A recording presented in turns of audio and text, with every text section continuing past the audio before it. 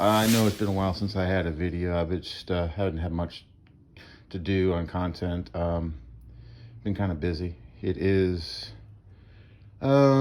just before New Year's in 2023.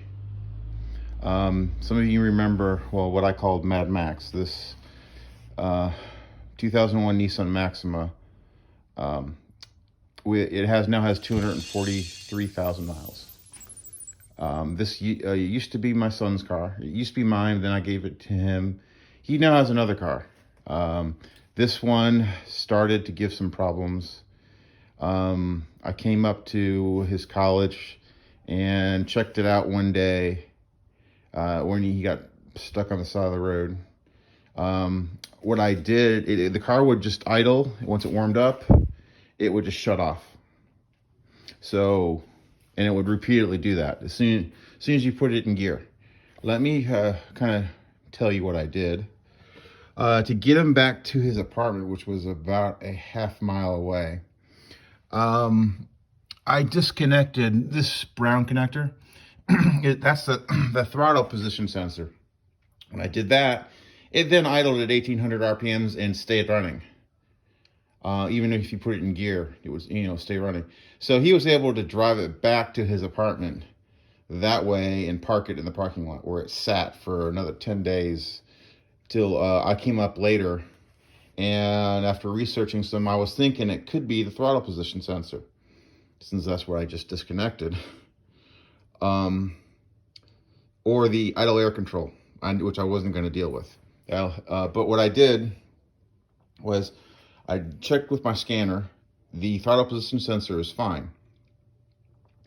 I then proceeded to then take off all this air box here and do a quick and dirty throttle body cleaning with a shop towel, toothbrush, and throttle body cleaner.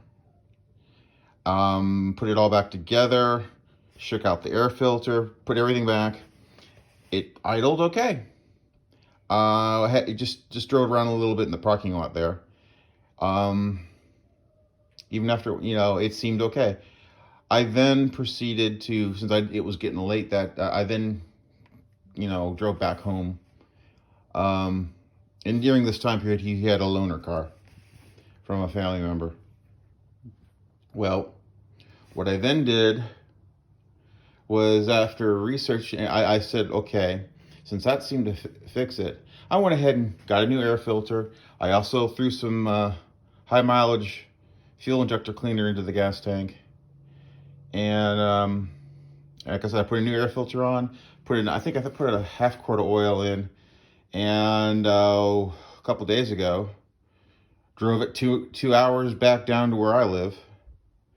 And it worked fine the entire time. Check engine light didn't even come on. So what that told me is that whatever it was, by cleaning out the throttle body or the new air filter or whatever I did, probably fixed the problem. It could have been the air filter was all clogged. So I went ahead and did put a new air filter in. So my plans for this is I'm just fixing up a few little things, and I'm going to be selling this car.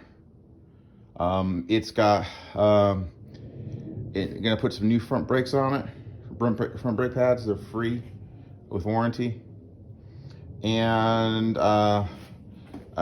just tightening it up.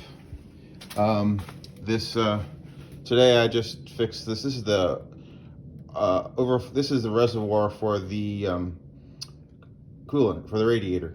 It was getting a little weak here, so I went ahead and threw some JB weld on here to strengthen up the cover. That'll probably outlast the car. And then I'm going to be also, you'll see a video on this one. So it'll be the last video on this car. Is I gotta throw in some new rear struts on this. Let me show you how bad this is. It makes it kind of dangerous to drive. Let me go ahead and push down here.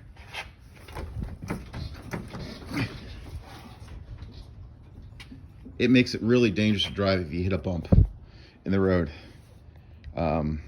So this did past emissions recently as well. So as much as I hate to see it go, I'm gonna have to let this go.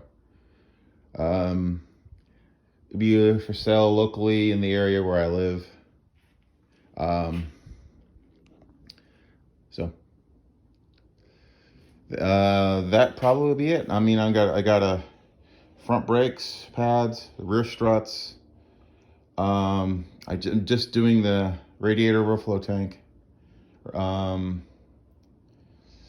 What else was there? Oh, I gotta wash it, and I just cleaned out the inside, and I gotta work with my neighbor. We're gonna see about fixing a ABS light. You may or may not see a video on that. If it's gonna cost a lot of money to fix, it ain't getting fixed. Later.